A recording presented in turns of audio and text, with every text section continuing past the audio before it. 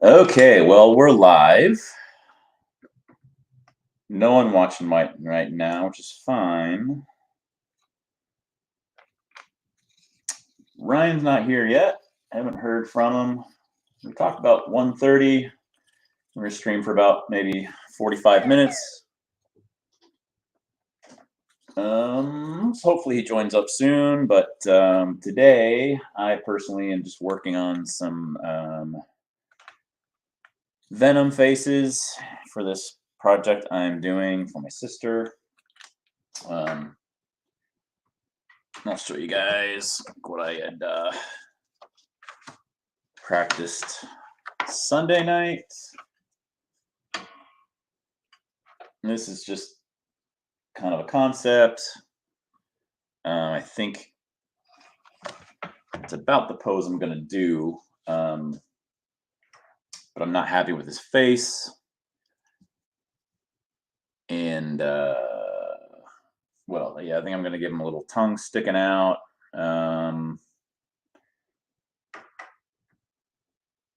So yeah, I'm going to practice some faces today before I start working on my final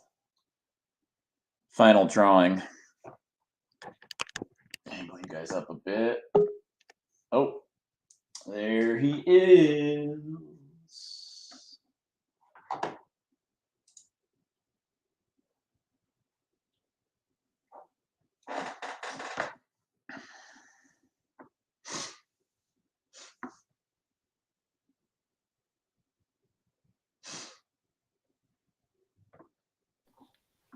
Hello. What up?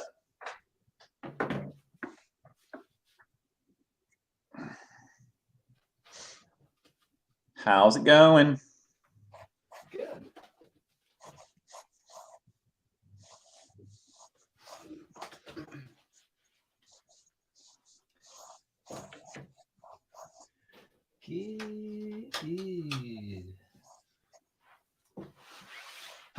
Sorry, I just got back.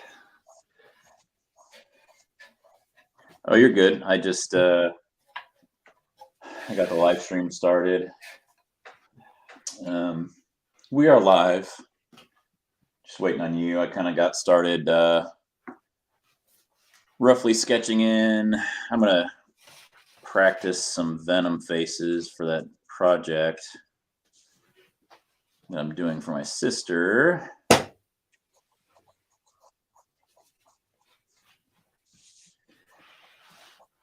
Nice. Well, I was gonna while you're doing that, I was gonna show you my awesome stuff I got. Oh yeah. All that stuff you sent me. Yeah. Yeah, and they weren't too expensive. This one was only $15. I thought you'd think. I thought you would like this one a lot. It's the art of the Spider-Man. Yeah. And it kind of goes. Wow, it's pretty old. Yeah, like it goes back to the 60s, or beginning in the 60s, and just kind of goes through the years and like talks about like each artist that kind of helped. But it was really neat. The reason I really wanted to get this book was it has some other cool stuff in it, like the most amazing covers. And it was kind of neat. It kind of goes back from the that one's beginning. pretty iconic. Mm-hmm. And then oh, I got that issue. Go back. The Carnage issue. Got that. You got that one? I think I've got, what's that Venom one to the left? That one, Amazing Spider-Man number 317. Is that on the beach? On the beach? Yeah, let me see it. That one? Yeah. I don't know if I have that one or not. But if I zoom. Okay. Yeah, that'd be a little bit. You can see more of the book, kind of.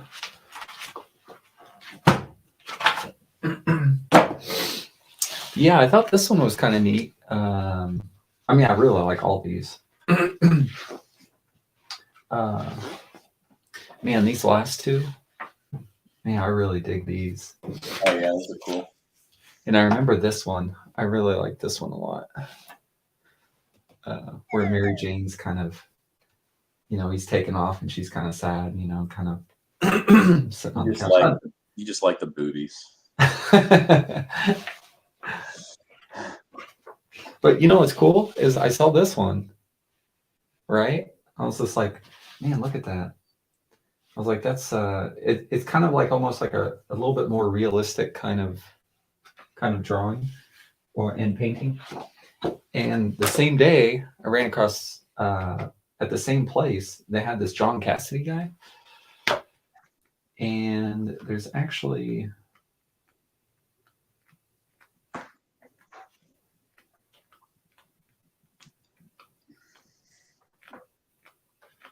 see if I can find it. It's almost like there's a little bit of I don't know if this artist like looks at this guy's stuff or something, but it's kind of cool when you see like an older kind of artist and then you see the style that he kind of incorporates a little bit. I mean, I'm sure this style everybody's kind of incorporated a little bit, but I don't know. It's kind of neat that two comic book artists might have like looked at each other and got inspiration.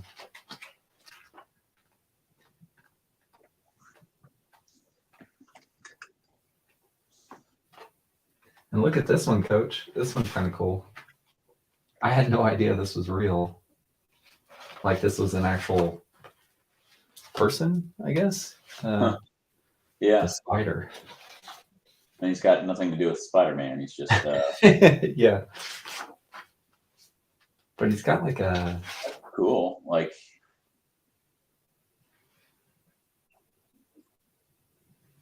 what is he?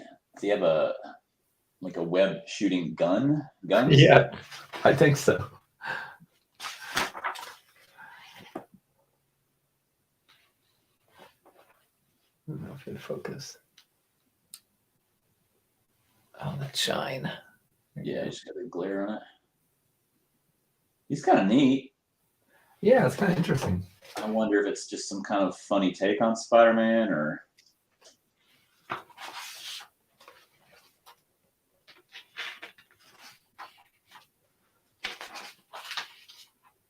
Oh, I like that cover. It's cool. Yeah. Oops. Man, I really need to get the camera like above. It's kind of a neat one.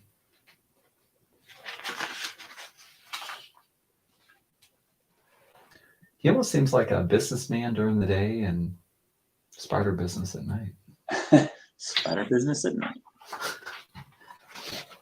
But this guy, I guess he's, I've heard of him before, but I just, I didn't really like know what he did or anything. But the artist or the artist, yeah. I guess he did the Lone Ranger, which was pretty popular. But it's really neat. He's it's kind of like I can't put my finger. I wouldn't say like more realist, but it definitely has an old school feel to it, Yeah. Oh, and everything's really simple.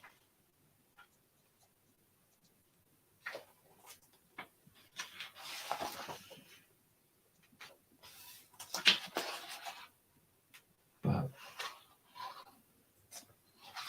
yeah, it's pretty neat. This is a really cool book.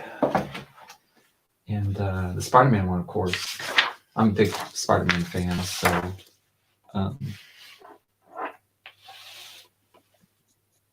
me too.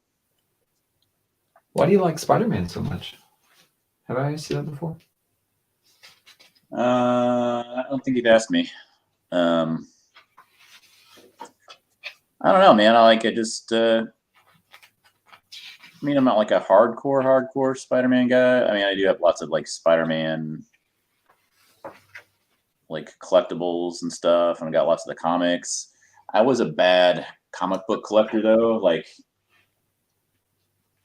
I only collected issues that basically had anything to do with like Venom or other symbiotes, or if just the cover in particular like kind of spoke to me in a way. Like if I was like, oh, that's a cool cover, I'm gonna buy this one.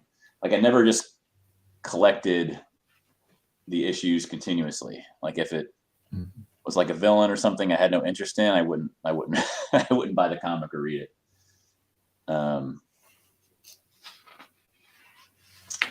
So I was kind of a bad comic book collector in that way. Like,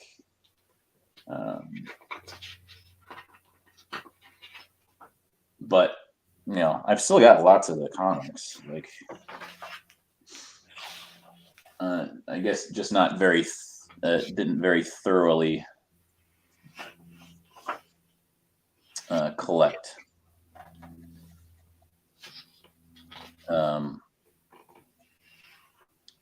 But yeah, I don't know. Like, I just think that I don't know why I like him so much more than other.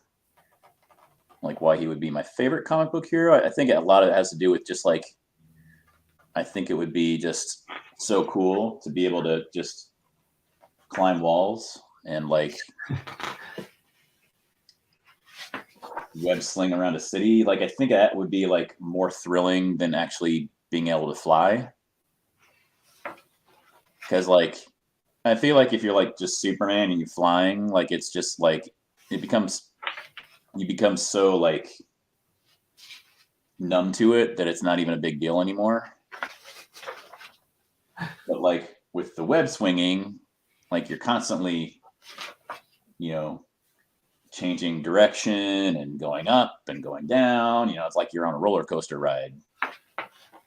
But you know, Superman or anybody that flies is just kind of like, yeah, I mean, they could fly any direction they wanted, I'm sure, but it's like, okay, I'm just gonna fly from one direction to the other, just a straight shot.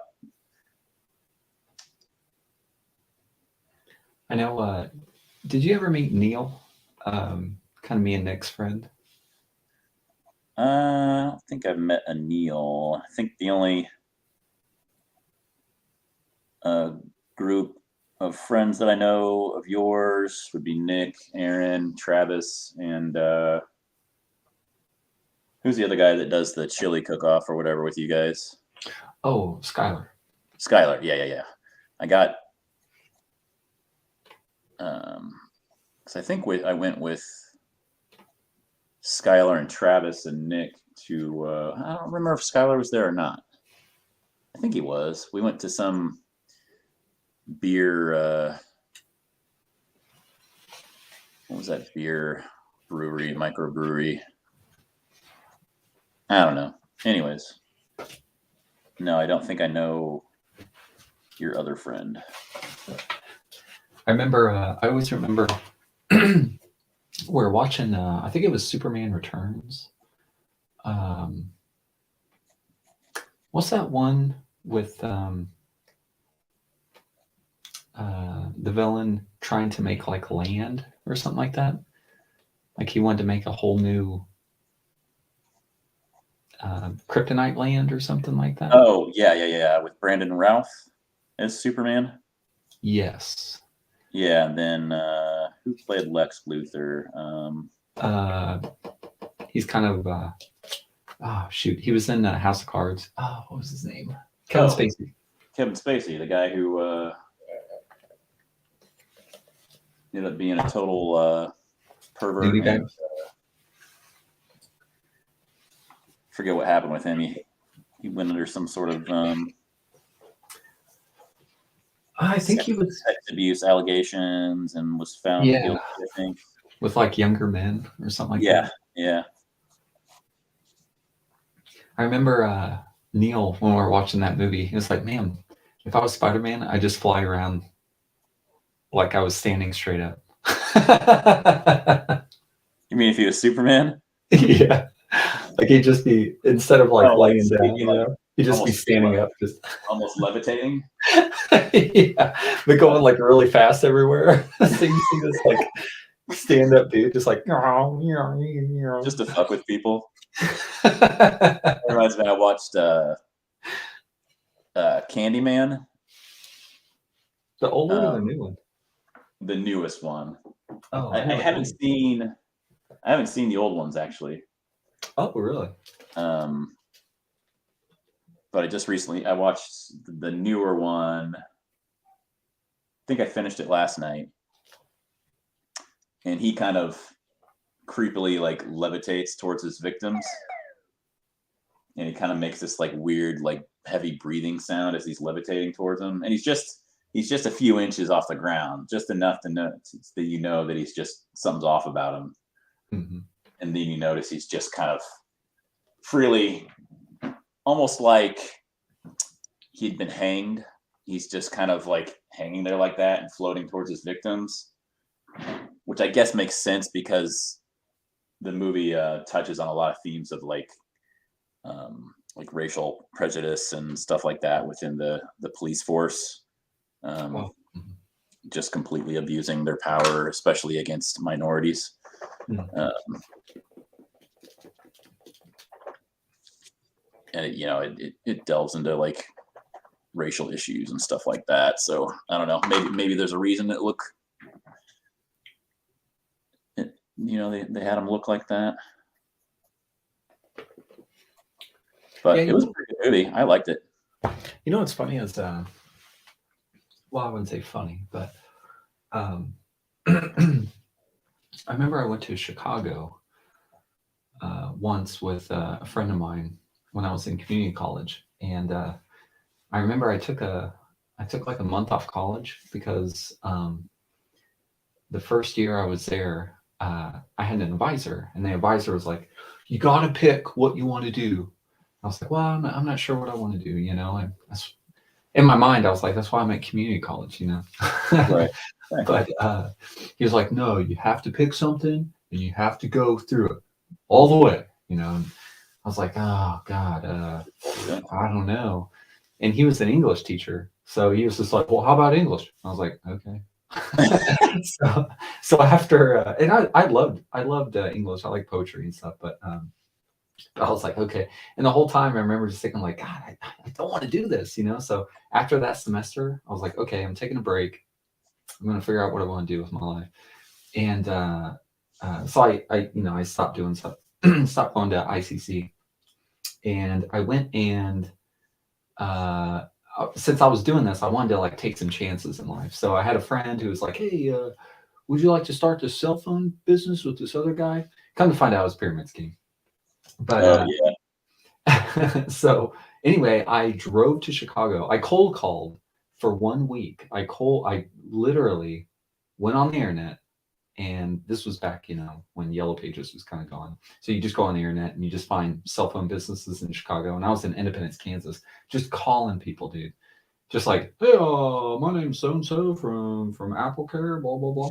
Yeah. Cold And cold calling. oh, dude, that was intense. Like I was calling from all sorts of sides of town of Chicago. And anyway, I went to Chicago and drove down there, and I drove in my little Toyota Corolla and went down there and stayed at a place called 1111, which was right on Michigan Avenue, and was there for like a week. And I all the people who wanted to meet with me on my cold calls, I had them mapped out in Chicago. So I would go to all these different places uh, throughout the week.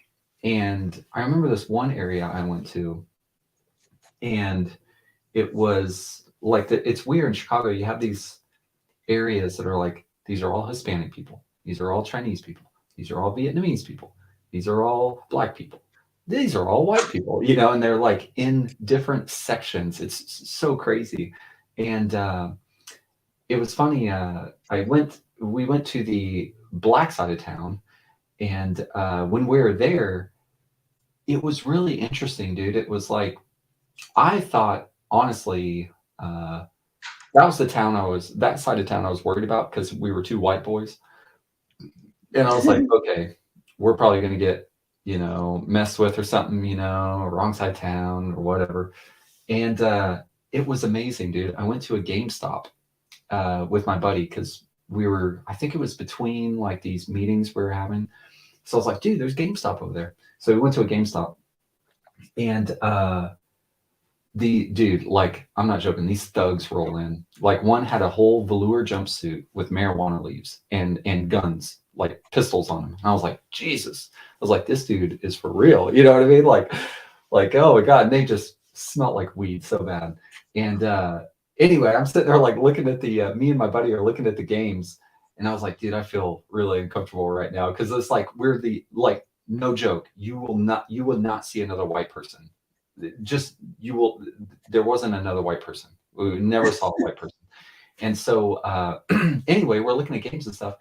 And this dude comes up to us and he's like, hey, what kind of games do you like? You know, and I was like, oh, I like RPGs, you know, and he's like, what game you playing? And I was like, oh, I'm actually playing Final Fantasy VII right now. He goes, for real? Dude, that's one of my favorite games. And then like we just started like hitting it off. And I swear to God, after that, we had a conversation about video games with these like 4 or 5 other black guys. It was just me and Mac. Uh, I don't know. It's like because of that conversation, everything just went away. Like I was like, oh my God, I can walk around here. I could just be myself. And we weren't messed with. Like nobody messed with us. It was just like the tension was gone of possibly being bothered because of our color. You know, it's just like, oh, these guys are just like me. And so it was really cool. Like it just all that was fucking nerds, right? What's that? Because you're all fucking nerds. Yeah, exactly. It was just like, oh, okay, all right, you know. So anyway, I bring that up what you were talking about with the um, whole. I would say the cops in that area. Of course, I was only there for like 2 days in this area, so I can't speak for anything. But I can say for the 2 days I was in the area where it was just all black guys, black people. I saw a lot of weird stuff with the cops, dude. Like me and my buddy saw a cop passed out in a parking lot, just asleep in his car. And I remember thinking, like, man, I don't know if I'd ever see that in another. I mean, you might be able to see that somewhere. Maybe they're parked somewhere here in like Wichita sleeping or something like that. But there was just a lot of weird things I saw that it seemed like the cops did not even care, dude. Like there was a lot of weird things. There was another one where a guy was right off when we got off on the L train, and there was a cop in there, and the guy was talking to him with like a 40. They were on the side of the road, and I walked by and I heard what they were talking about, and I was just like, what that cop was talking about is not how I thought a cop would act. Like I thought it'd be more like stand up, kind of just like, well, absolutely. Well, you know, hey man, you gotta take it easy drinking, you know, or something like that. Instead, he was just like, oh man, I know what you mean. I get wasted when I get off work, blah blah blah. And I was just like, geez, I didn't think a cop would talk. I thought he'd be talking sense to the guy. Hey man, why don't you you know, take it easy on the liquor, you know, he'd be walking around here, you know, because that dude was just plastered. And I don't know. So when you bring that movie up, it makes me think like, you know, I did see a little bit of differentiation of how cops are in that area. I never saw any weird stuff in the Hispanic area, Vietnamese area, just a normal area of Chicago. It was only that area where I saw some funny cop business kind of. But anyway, I just figured I'd share that. Yeah. But anyway, before I went off on tangent, I was going to show you this, Coach, because you're doing Spider-Man and stuff. Dude, the webbing on this. Let me get it a little bit closer. I should probably invest in another lens. I just need to get a. Oh yeah, dude, that like. And he's probably just going into that much detail for that particular panel, right? Like, because it's just such a close-up shot of Spider-Man. Like I imagine, I mean that's just so. I mean, it's so good, but at the same time, like, how tedious would that be? 'Cause, I've drawn like Spider-Man webbing. Like, where's that? Oh, was it in my? I think it was in my first sketchbook. I kind of started using when I got back into drawing. Let me find. Yeah, excuse me. Oh, I forgot some of these sketches that I did.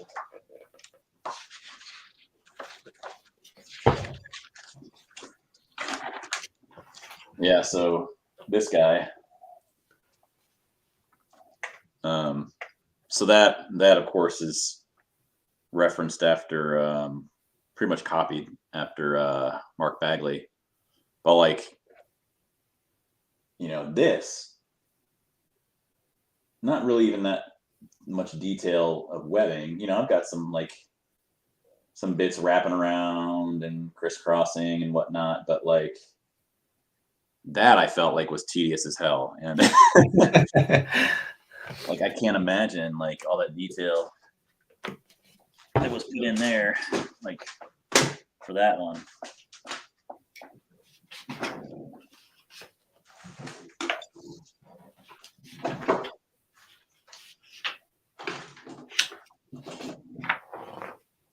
Ugh.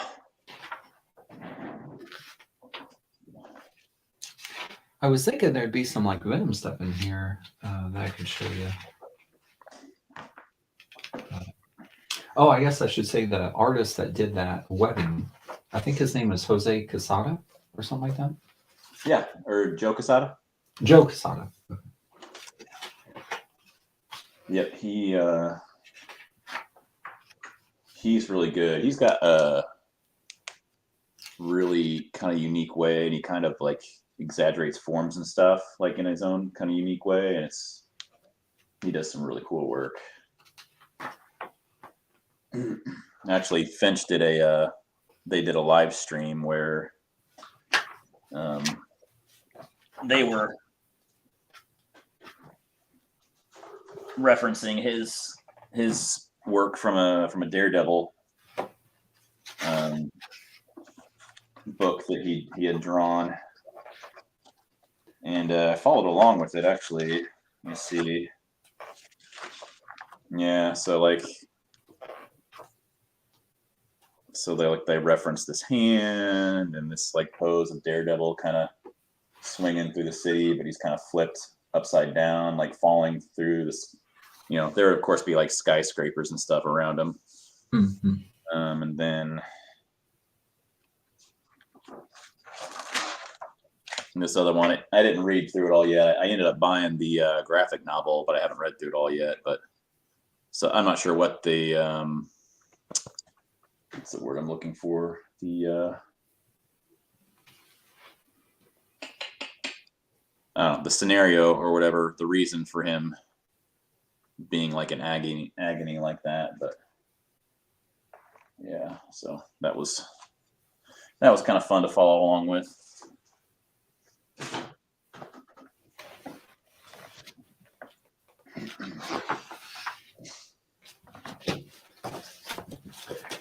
Then the other book I got was the Frank Miller, which Frank Miller has a style, dude, that I just I really, really like. I don't know if it's just everything's so dynamic, like the lighting, being black and white, and then just the accent of red sometimes that he has in some of his stuff. Yeah. But like to see nipples. Oh, those nipples. There they are. Let me see. There's one in here that, man, I really liked. He does really interesting. Gosh, I mean, even something like this,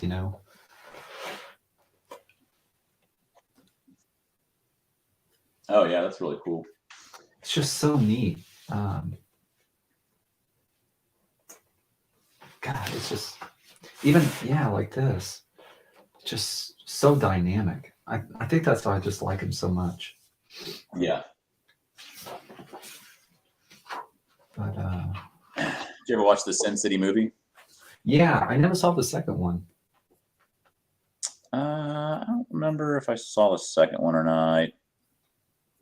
I don't think it held up to the first one though. That's cool. I'd all but forgotten that there was a sequel. But the first one was pretty cool, but I think I went and rewatched it a couple years ago and felt like it has not aged well.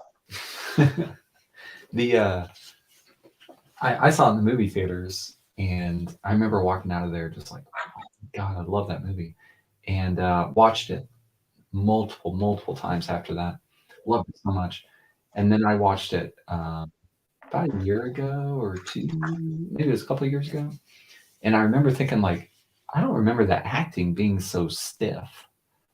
Like Bruce Willis's character at the beginning. Yeah.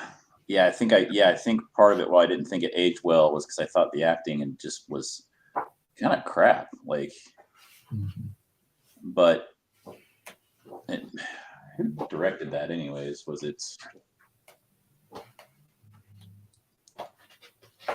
Let's see. Robert Rodriguez. Okay, that explains it. I guess Frank Miller co-directed.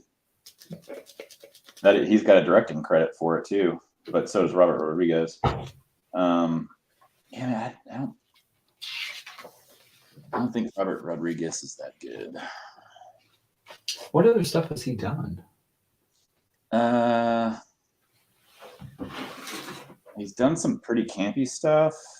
He's done a few episodes of Mandalorian, I believe, or Boba Fett too. I think Boba Fett too, the Book of Boba Fett. And I did not like the Book all the episodes that he directed, I just didn't like. It's just it's his action. Like the action scenes are, I don't know, I can't describe it.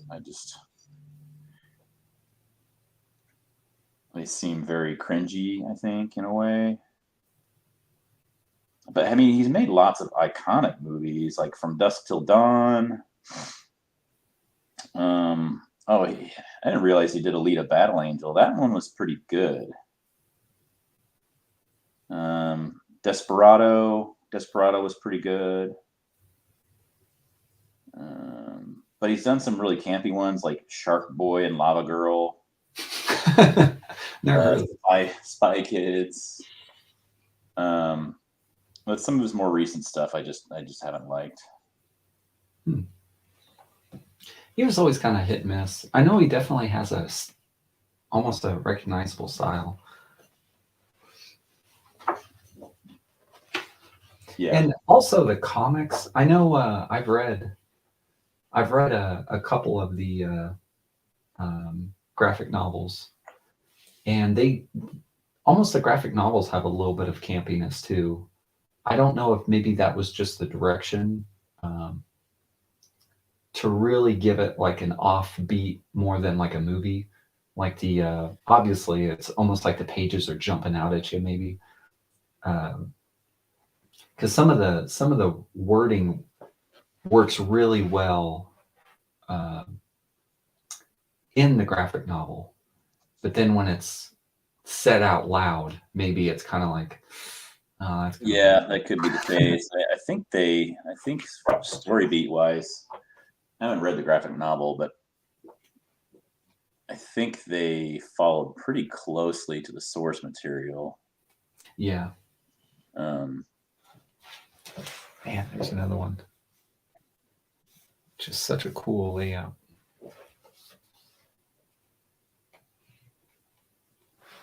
Oh, that's not. I like that one. The snow. That one. Yeah.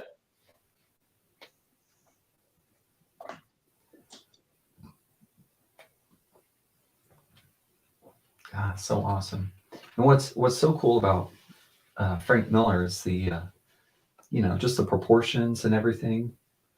They're not perfect by any means, but man, he just has a style that it just works.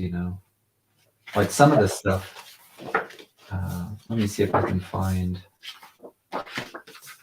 the proportions are just so.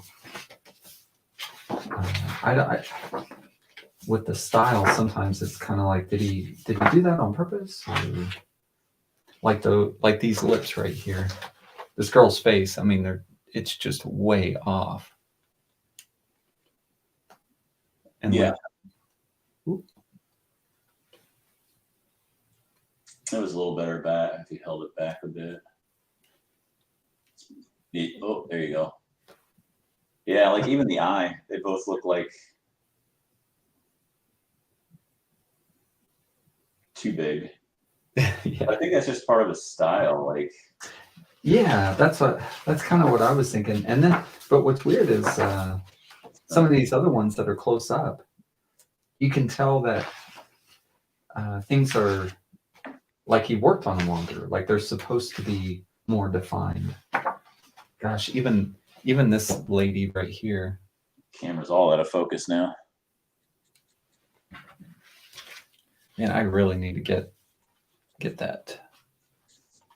I think I'm gonna work on that today. Get camera set up. See, like that lady's head to the body is so off. Oh yeah, it's like a giant head. Yeah. But when what's weird is that's kind of a little bit of everywhere on his stuff, but it's like his style is done so well that you just forget about that and you just look at the design and um, the actual like layout of everything. It's just like, wow, that's really good. Yeah.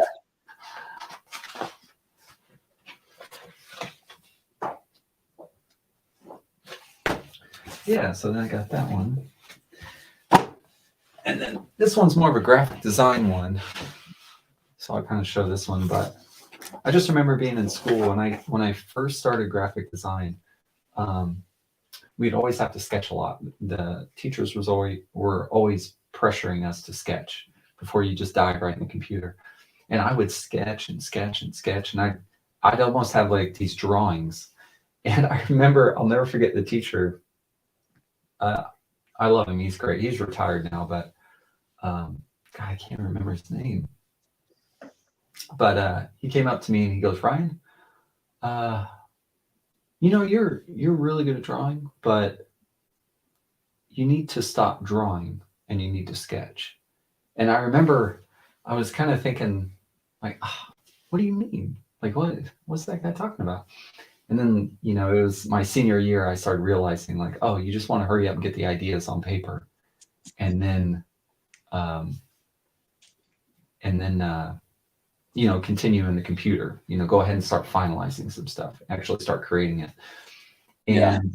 I almost kind of got a little down from that because the process of drawing and sketching was more enjoyable than like, okay, I'm going to put it in the computer and then just start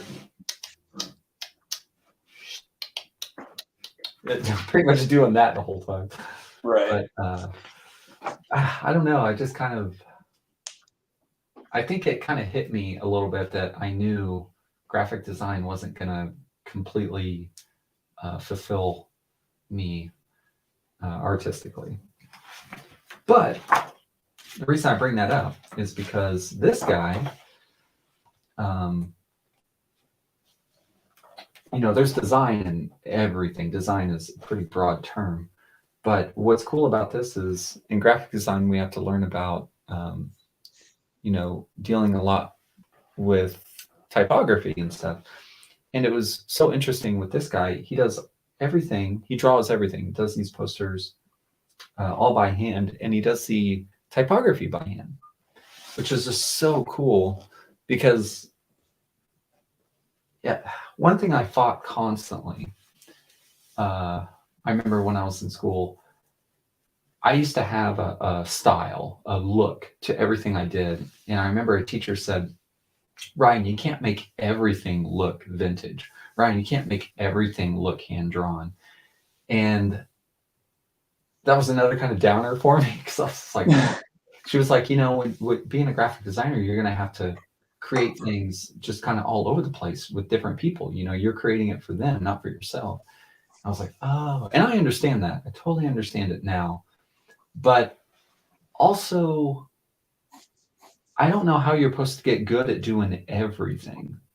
Does that make sense? Like, Yeah.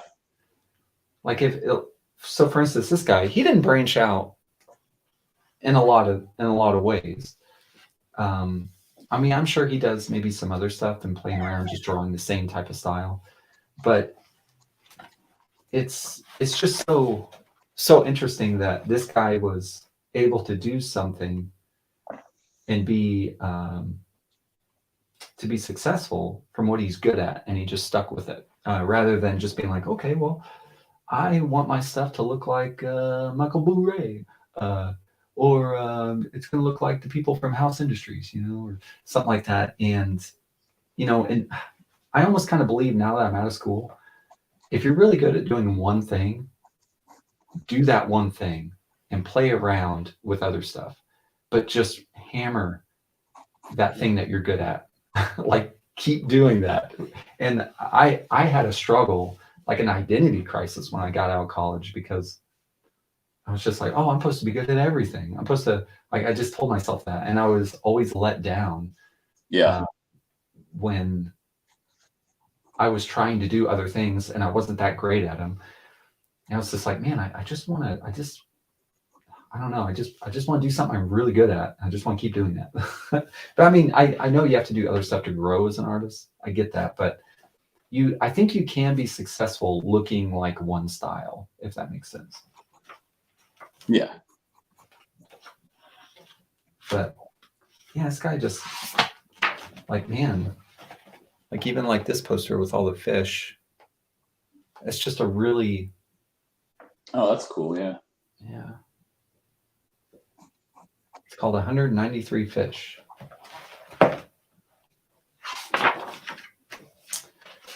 Yeah, I just thought this was a really neat thing to see. It's just really cool when people go and do things outside the box and they're popular. Like, it's just so cool.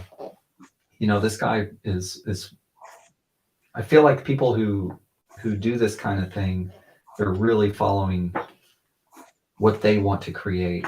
And what's neat about that is when you're successful and that happens, then it's almost like a pat on the back, I feel, as an artist, being like, hey, these things that you like to draw, your ideas, your creative ideas you had, they're really good and we like to use them. Yeah. But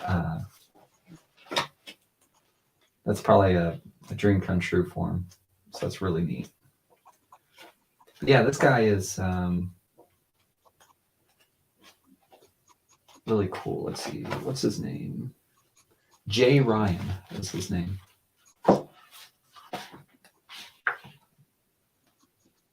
But you can really see that graphic design was, I mean, he's definitely working like in this area with layout, just all the shapes and working on the elements of the page. You can really see that.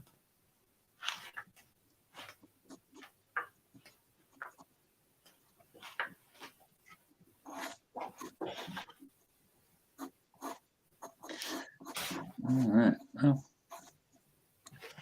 a couple faces, kind of. Oh yeah. Oh yeah. Yeah. What you know? I think I might go more with like this one, or just he's kind of looking up just slightly.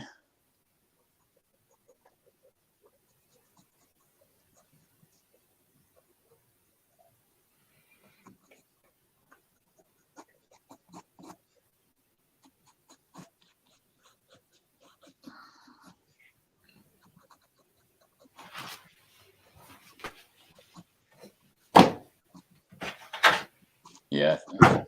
Either way, I like both of those better than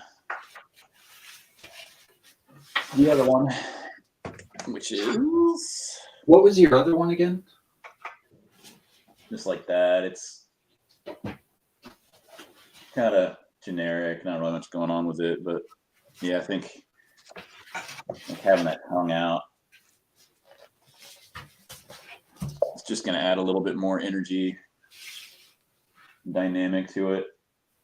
And even with the color difference, the redness or the pink hue of the tongue, that warmer color with the kind of bluish highlights of the suit, I think will be kind of a cool contrast.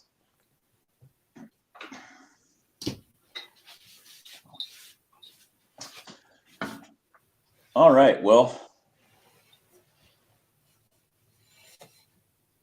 You got to go pick up your son. Yeah, I gotta go get in line to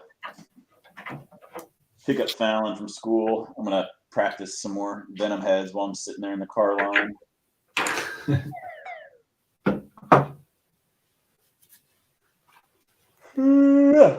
When do you think you have you thought about what day you'd like to stream on?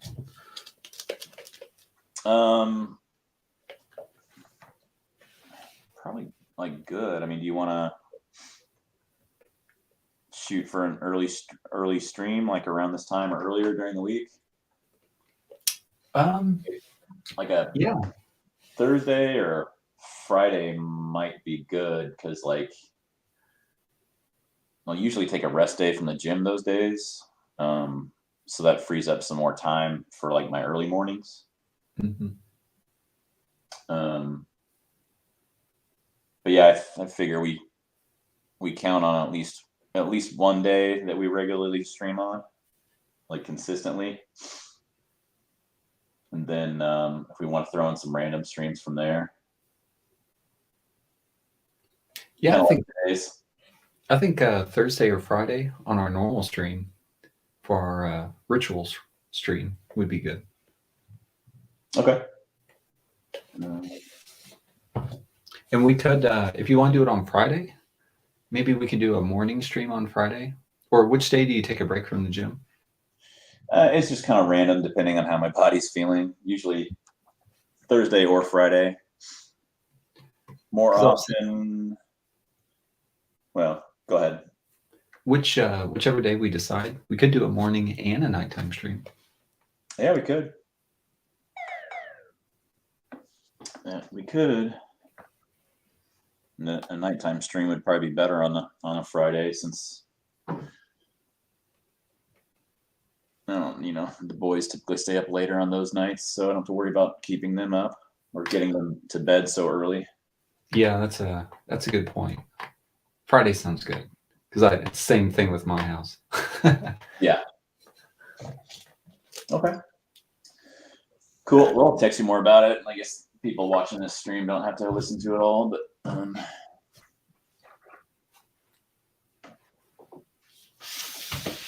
we can. I'll text you and we'll figure out the time.